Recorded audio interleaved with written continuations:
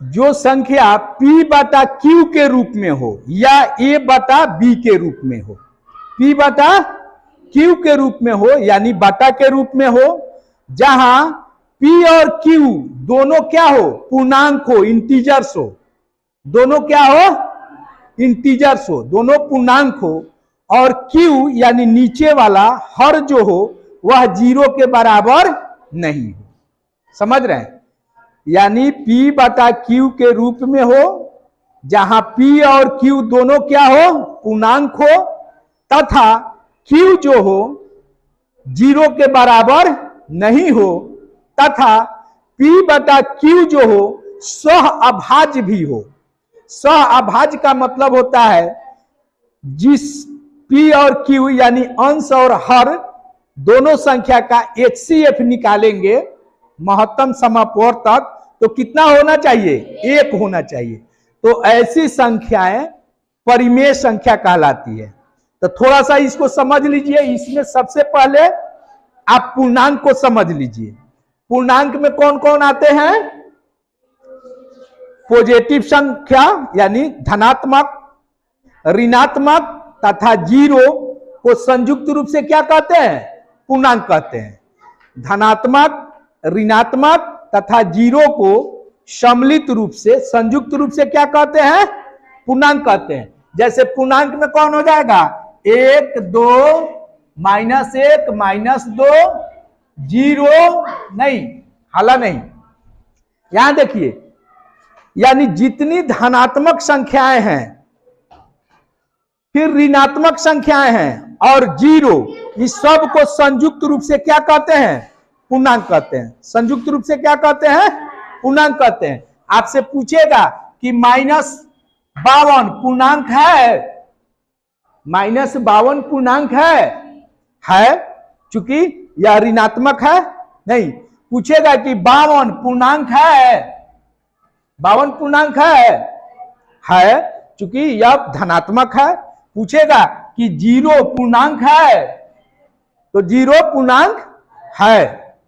यानी पूर्णांक में, इंटीजर्स में धनात्मक, ऋणात्मक और 0 को संयुक्त रूप से यानी सम्मिलित रूप से क्या कहते हैं, पूर्णांक कहते हैं। तो हमको जो पढ़ना है अभी परिमेय संख्या, तो परिमेय संख्या का डिफिनीशन, परिभाषा क्या है कि P बटा Q के रूप में हो, यानी बटा के रूप में हो। P बटा Q के रूप में हो, वह संख्या किस रूप में हो, P बटा Q।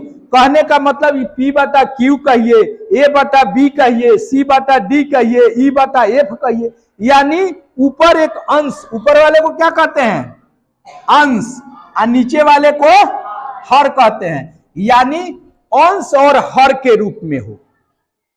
परिमेय संख्या का फर्स्ट परिभाषा में क्या है कि P बटा Q के रूप में वह संख्या होनी चाहिए, यानी अंश और हर के रूप में होनी चाहिए। और दोनों संख्या, ये P और Q यानी अंश और हर दोनों क्या होना चाहिए, पूर्णांक होना चाहिए। दोनों क्या होना चाहिए, पूर्णांक होना चाहिए। पूर्णांक तो समझ रहे हैं, पॉजिटिव में हो, निगेटिव में हो या 0 हो। पूर्णांक का मतलब पॉजिटिव यानी धनात्मक, ऋणात्मक और 0 ये होना चाहिए। तो परिमेय संख्या में क्या है, P बटा Q के रूप में यानी अंश और हर के रूप में होना चाहिए।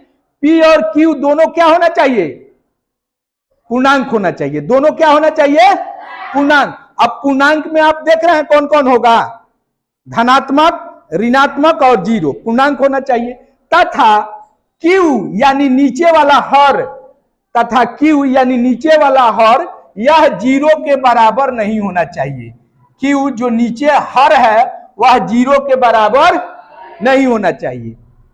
तथा P और Q का HCF 1 होना चाहिए, यानी ये दोनों संख्याएं सह अभाज्य संख्याएं होनी चाहिए। वैसी संख्या क्या कहलाती है, परिमेय संख्या कहलाती है। जैसे अब देखिए, ऊपर में यदि हम 2 लिख दें और 2/5 कर दें, तो इसको P मान लीजिए। 2 को P के जगह पर 2 हो गया, Q के जगह पर कितना हो गया। अब इस दोनों का HCF भी हम निकाल कर देख लेंगे।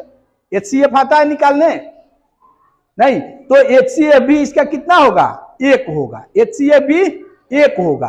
तो ये संख्याएं क्या कहलाती हैं? परिमेय संख्या। दोनों पूर्णांक है ही, दोनों धन पूर्णांक है नहीं। नीचे Q जो है 0 तो नहीं है, 5 है, तो और सहभाज्य संख्या भी है, दोनों का HCF भी एक है, तो ऐसी संख्या क्या कहलाएगी?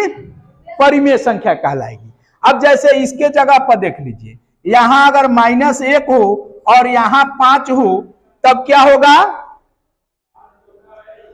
अगर यहां -1 हो और यहां 5 हो तो ये परिमेय संख्या है कि नहीं? परिमेय संख्या है, क्योंकि एक जो है यह पूर्णांक है कि नहीं? आपका शर्त क्या है कि P/Q के रूप में होना चाहिए, तो P/Q के रूप में है। दोनों पूर्णांक होना चाहिए, यह तो नहीं कह रहा है कि दोनों धन पूर्णांक होना चाहिए, दोनों पूर्णांक होना चाहिए। एक पॉजिटिव एक निगेटिव भी हो सकता है, दोनों पॉजिटिव हो सकता है, दोनों अगर निगेटिव होगा तो फिर वह पॉजिटिव भी हो जाएगा। और नीचे का यानी हर जो है उसका 0 के बराबर नहीं होना चाहिए, और दोनों संख्या का हम HCF निकाले तो वह कितना आना चाहिए? 1 होना चाहिए, यानी लोएस्ट टर्म में ये होना चाहिए। क्या होना चाहिए? सरलतम रूप जो होता है उस रूप में ये होना चाहिए। तो अब तो ये नहीं कटेगा, तो ये क्या है? परिमेय संख्या है। 2/3 परिमेय संख्या है कि नहीं? तो परिमेय संख्या के लिए क्या चाहिए? अंश और हर होना चाहिए, यानी P/Q या A/B के रूप में होना चाहिए।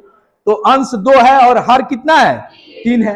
दोनों पूर्णांक है, दोनों धन पूर्णांक है ये, और नीचे जो है हर 0 के बराबर नहीं है, और दोनों लोएस्ट टर्म में है, यानी दोनों का HCF 1 है। इसलिए ये क्या है? 2/3 एक परिमेय संख्या है। 2/3 एक परिमेय संख्या है, परिमेय संख्या है। अब देखिए, इसी को यदि लिख दे कि 2/0 परिमेय संख्या है, 2/0 परिमेय संख्या है, बताइए 2/0 परिमेय संख्या है? नहीं। क्यों? कौन बतलाएगा?